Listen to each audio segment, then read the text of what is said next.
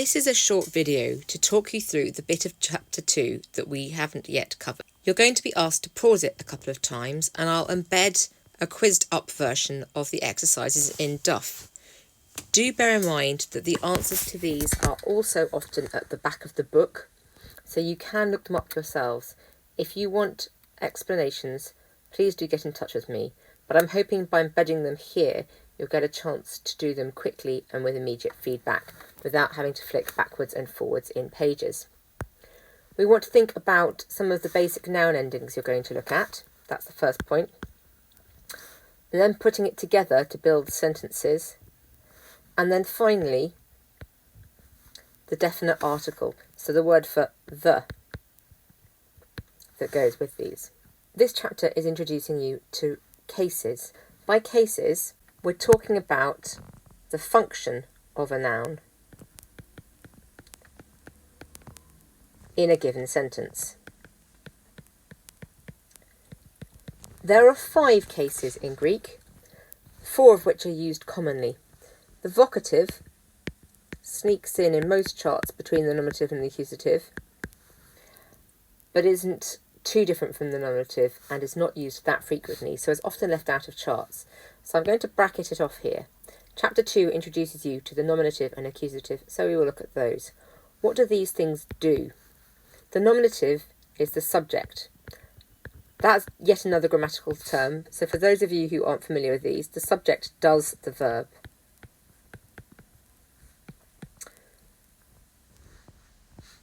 The accusative is the direct object. And in basic terms, this means the verb is done to it. The vocative is a term of address. It's how you speak to someone.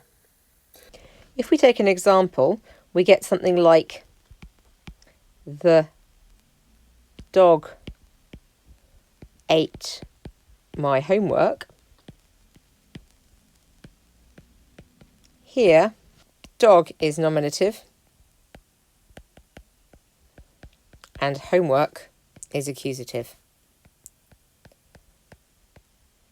In English, this is shown by the word order. The nominative will come before the verb.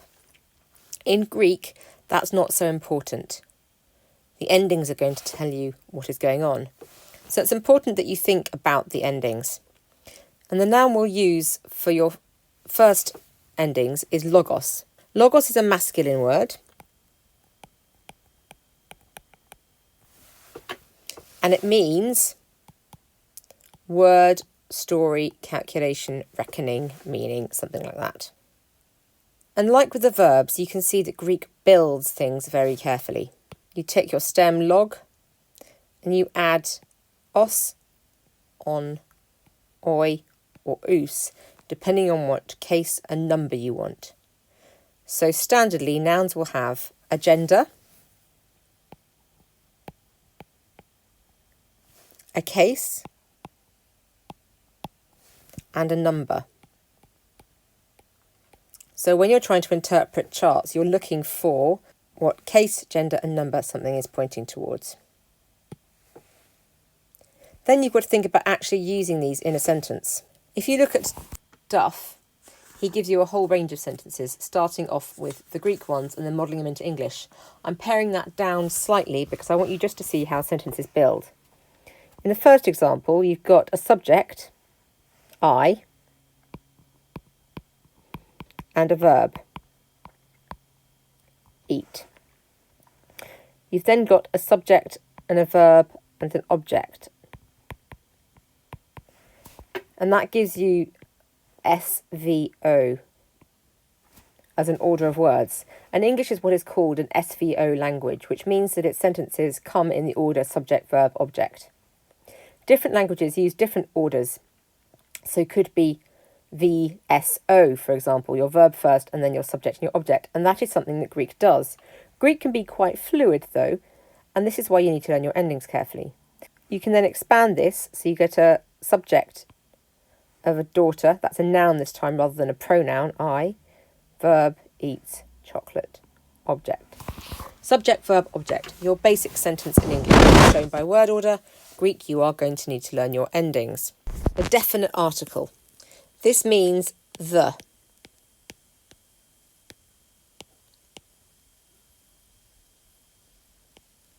Not all languages have a word for the.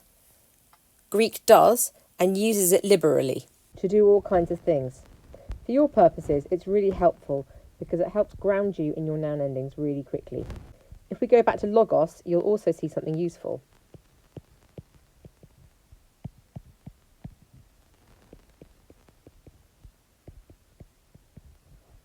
Once you've got your article endings,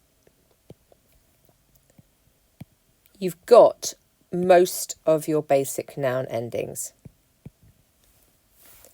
There is a difference in the nominative, masculine, singular, but everywhere else, the article and the noun ending are the same, and that can really help ground you in a text when you're trying to work out where you are.